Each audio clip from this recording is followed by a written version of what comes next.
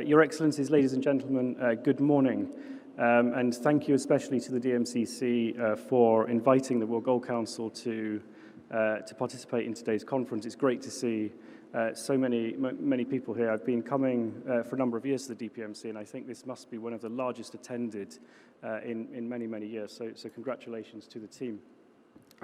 John Reid outlined our global vision for the gold market. He mentioned that this year we have set up an office here and outlined some of the reasons for doing that, not least that Dubai is a major global gatekeeper for the world's gold market. If you look at the import and export statistics, I think it's the world's third largest when you look at the flows of gold coming into and out of the UAE. So it's key to the functioning of the global gold market.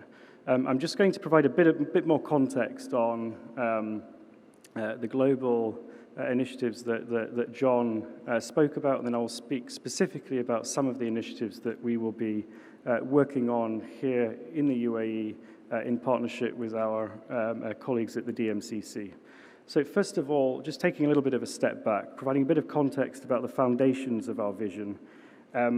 We have a global program of consumer research where we talk to retail investors specifically about their perceptions of gold, their buying behaviors, future trends, concerns about gold as an asset class. And across all of the markets that we survey, and we survey most of the world's major global gold markets, almost 50% of consumers cite lack of trust as a major barrier to buying gold. And that's about trusting in the counterparty, but it's also about trusting or a lack of trust in the asset class itself, that it's been responsibly produced, responsibly sourced, responsibly processed, responsibly traded, and responsibly retailed.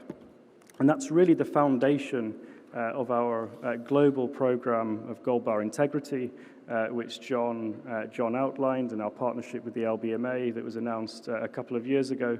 And just to reiterate, at its crux is digitalization, creating a digital twin of all physical units of gold, and ensuring that all major centers hopefully implement a system of tracking the physical assets so that you can be sure, or as sure as possible, that the gold has been responsibly produced, and there's a record that proves the provenance of the physical underlying asset. So that's a bit about our, a bit more context, I guess, on the global vision. Now, specifically on the work program over the next a couple of minutes, and then I'll be focusing on one specific initiative at the end. First of all, training for the bullion industry. We developed, in conjunction with our partners at the Singapore Bullion Market Association, a curriculum for the gold market.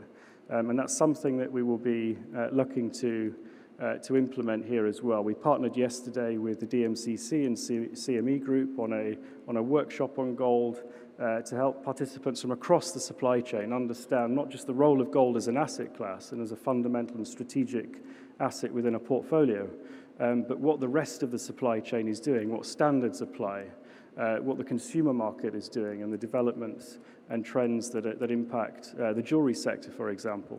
So we'll be looking to develop that program and bring that here.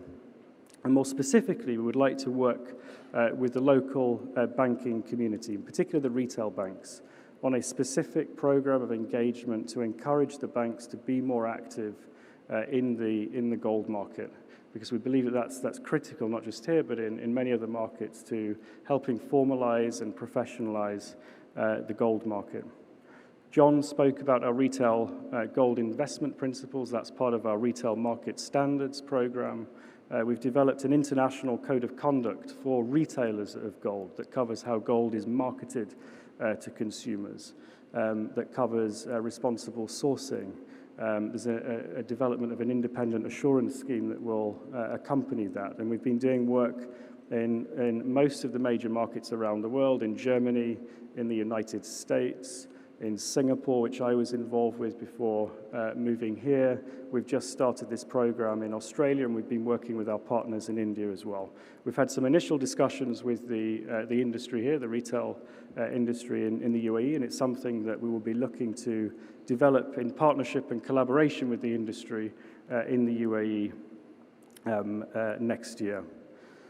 John mentioned some of our fundamental initiatives, two of which are increasing understanding of gold, of the gold market. And we have a number of different research and initiatives and tools, one of which is our consumer market research. So we have a global program of consumer market research that seeks to better understand why consumers allocate to gold, its role in household and individual portfolios, the trends and future trends that are shaping the industry, the impact of digitalization, the millennial and Gen Z views on gold and so on.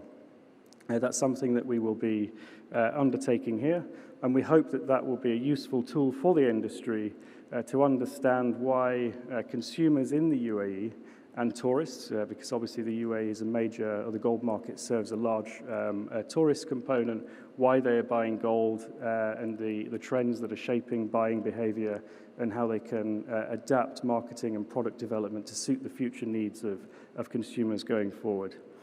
We also have a global program of outreach to institutional investors. That's commercial investors, big international asset managers, pension funds and so on, and also sovereign investors, where we work with them to better understand the role of gold as a strategic asset in their portfolio. John Reed and we had a series of meetings last week in advance of this, and that's something that we will be embarking on next year. But finally, I just wanted to talk about a specific initiative, and that's hand-carried gold. Most gold is transported formally, but some of the market, some gold is transported by hand carry, and there are many legitimate reasons for this, which we do recognize. However, there is an opportunity for the hand carry of gold across international borders to lead to detection issues and compliance issues. And we would like to work together, or we will be working together with the DMCC and the industry to better understand the issues around hand-carried gold, but also to develop a set of recommendations that can strengthen the hand carry regime, the rules for registering hand carry, personal limits, the forms of gold that could potentially be hand carried or not. But we would like to work with you, the industry, and our global partners to kickstart a dialogue on this at the very least, so that we can work together to develop a set of recommendations that will hopefully reduce the opportunity for hand-carried gold to be a facilitation of illicit trade.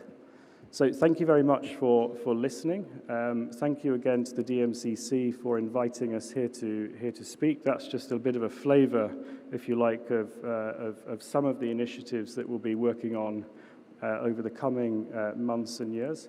But I look forward to continuing the discussion with you as the day progresses. So thank you very much.